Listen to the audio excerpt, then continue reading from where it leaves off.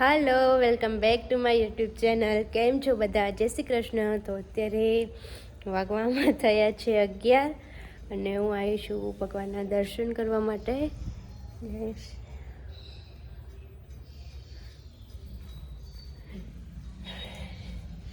જય બજરંગબલી.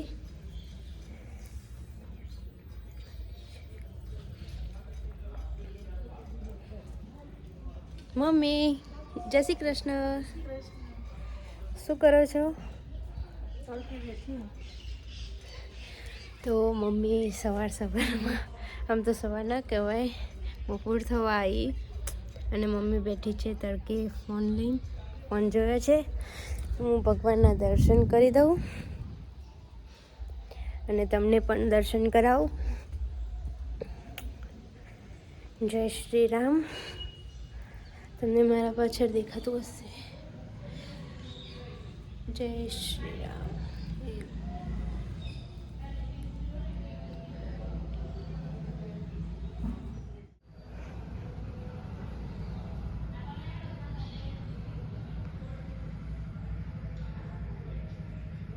ભગવાનના દર્શન કરી અને હું આવી છું પાછી મમ્મીના જોડે. અને આજે મમ્મીને પૂછીશું કે તમારા વખત કઈ કઈ ગેમ હતી. સંતા કુકડી, પછી દડોન બેટ રમતા હતા અમે તો નાના. પછી અત્યારે તો કોઈ એટલું પણ મારે યાદ નહીં આવતું હારું અત્યારે. કેટલા બધા સમય થઈ ગયો, 30-35 વર્ષ છે. બરાબર. અને અત્યારે તો બધાને એક જ છે કે ફોનમાં જ બધા ગેમ રમતા હોય છે. અમે પણ બહુ બધી ગેમો રમી છે. અને અત્યારે નાના છોકરાઓને જોઈએ ને, જેના હાથમાં જોઈએ ને એના હાથમાં ફોન જ હોય છે. અને ફોન સારો છે પણ એક જોતાં નુકસાનકારક પણ છે. પણ જ્યારે હોય ને ત્યારે છોકરાઓ બધા ફોનમાં જ હોય છે. અને અત્યારે તો ગેમો કે પેલા જે રમતા હતા ને એ બધું તો બધું ભૂલી જ ગયા છે. અને આજે શું પ્લાન છે મમ્મી? કશું નહીં, આજે તો હવે રસોઈ બનાવીશું. શું બનાવવાનું છે હજુ નક્કી નથી. તો અત્યારે અમે જઈએ છીએ લાખવડ. પપ્પાના કામથી બહાર જઈએ છીએ. પપ્પા કે આવું છે તો કીધું ચલો આવીએ, એટલે બહાર જઈએ છીએ.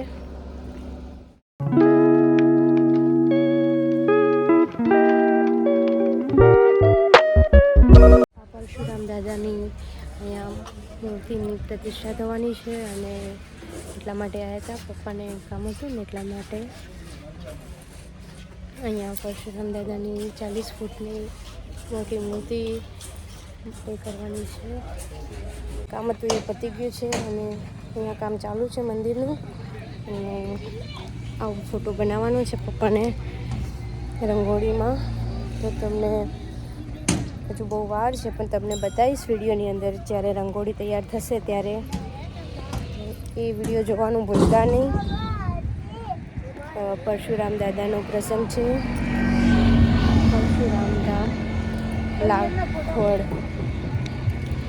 કામ હતું એ પૂરું થઈ ગયું છે ને હવે જઈએ છીએ ઘરે. ફાઇનલી ઘરે આવી ગયા છીએ અને હવે થોડું કંઈક ખાઈ લઈશું. ઊંઘીને ઉઠી ગયા છીએ અને હવે થોડા કામે લાગ્યા છીએ. અહીંયા સાફ સફાઈ કરીએ છીએ અહીંયા. અને મમ્મીએ હનુમાન દાદાનું મંદિર સાફ કર્યું અને હું હવે આ નીચે આ બધું સાફ કરી દઈશ. અને આ કામ પતી જાય પછી આટલામાં પોતું મારવાનું છે.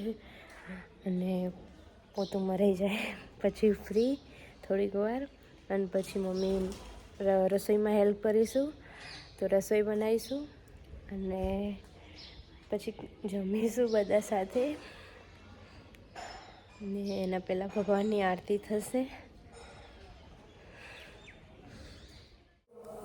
તો બધું કામ પતી ગયું છે, આરતી પણ પતી ગઈ છે અને સ્તુતિ ચાલુ છે.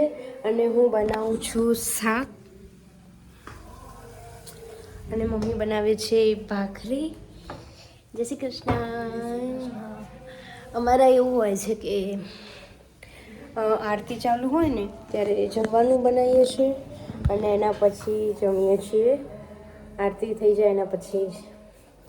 એટલે હું રસોઈ બનાવી દઉં અને પછી જમી લઈએ. તો અત્યારે અમે જમવા બેઠા છીએ. શાક ને ભાખરી છે તો જમી લઈએ. અને આજનો બ્લોગ તમને કેવો લાગ્યો છે લાઈક શેર ને સબસ્ક્રાઈબ કરજો ને કોમેન્ટ કરવાનું ના ભૂલતા. જય માતાજી, જય શ્રી કૃષ્ણ.